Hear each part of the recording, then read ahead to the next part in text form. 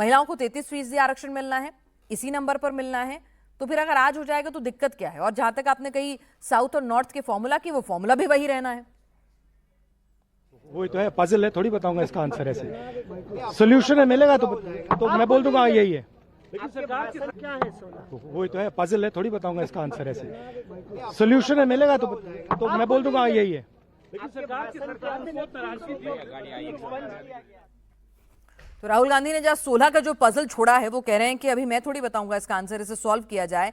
राहुल ने आज जादू की बातें की और पजल सॉल्व करने की बातें की हैं। बहरहाल फिलहाल राहुल ने साफ कर दिया है कि वो इस बिल का पुरजोर विरोध करेंगे। घनश्याम तिवारी जी, दिक्कत क्या है? ठीक है, नमस्कार पिनाज जी, आपको, दर्शकों को और को पैनलिस्ट को। 12 साल से हम प्रधानमंत्री जी की जादूगरी देख रहे हैं। चाहे वो अच्छे दिन आएंगे, सबका साथ सबका विकास, काला धन ले आया जाएगा, भ्रष्टाचार मिटा दिया जाएगा, किसानों को की आय दोगुनी हो जाएगी, युवाओं को 2 करोड़ रोजगार दिए जाएंगे।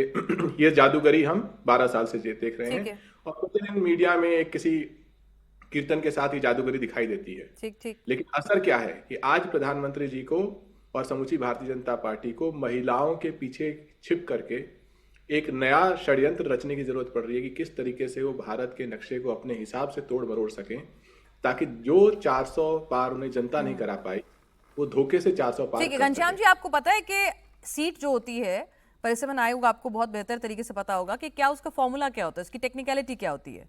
20 से 24 लाख सीट, 24 लाख की आबादी पर। सुनिए ना, मैं आपसे पूछ रही हूँ, अभी तक जो पुराना परिसीमन जो सीटें हुई, तो क्या आधार होता है? आप तीसरी बार पूछ रही हैं बात, ये बता रही हैं आप दर्शकों को सही बात नहीं बता रही हैं। आप सही बात बता दीजिए, इसीलिए आपको बुलाया मैंने शो में। मैं दर्शकों से निवेदन करना चाहता हूं कि इस डिबेट में जो कि लोकसभा में हुई है, वो सभी सांसदों का, प्रधानमंत्री से लेकर अमित शाह का भाषण सुन लें। ये 850 के का जो की जादूगरी आपको समझ नहीं आएगी। ये 850 कहां से आया, ना आपको ये समझ में आएगी परिसीमन आयोग कब बना, उसमें कौन होगा, ना आपको ये समझ में आएगा कि किसी राज्य को कितनी सीटें मिलेंगी, ना आपको ये समझ में आएगा कि अक्टूबर 2023 को जब संसद ने सर्वसम्मति से महिला विधेयक बिल पास कर दिया था, तो कल आधी रात को उसको लागू क्यों किया गया 2.5 साल बाद।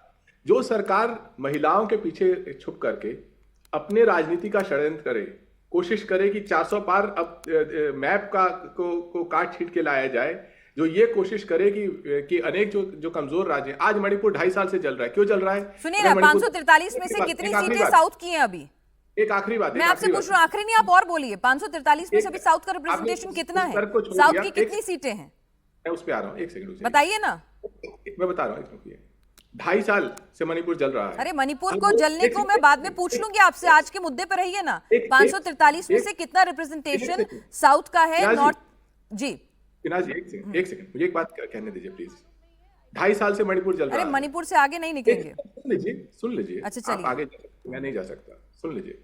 अगर मणिपुर के 40 सांसद आज लोकसभा में होते तो मणिपुर 2.5 साल जलता नहीं। अच्छा, फॉर्मूला क्या होगा 40 सांसदों का? चलिए फॉर्मूला आप सुझा दीजिए। सुनिए ना, अभी तो फॉर्मूला जो पुराना परिसीमन, देखिए बीजेपी की सरकार तो थी नहीं जब पहले परिसीमन के हिसाब से ये जो कैप तय किया गया 550 से ज्यादा नहीं हो सकती, ठीक है, उसमें आर्टिकल 81 का जिक्र है जिससे उसको रिवाइज करना है फिलहाल।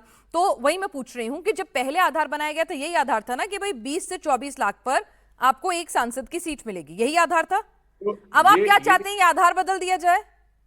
देखिए, इस सरकार ने इस आधार को बदलने के का षड्यंत्र रच दिया है। सरकार क्या कह रही है कि संसद जो कि कॉन्स्टिट्यूशनली होना था, संवैधानिक तरीके से होना था, सरकार कह रही है कि सिंपल मेजोरिटी से वो सरकार तय कर लेगी। जिस तरीके से उन्होंने तय कर लिया कि असम में 2011 का सेंसस यूज करेंगे और जम्मू कश्मीर में 2001 का सेंसस यूज करेंगे। अच्छा। या उसको उलट लीजिए।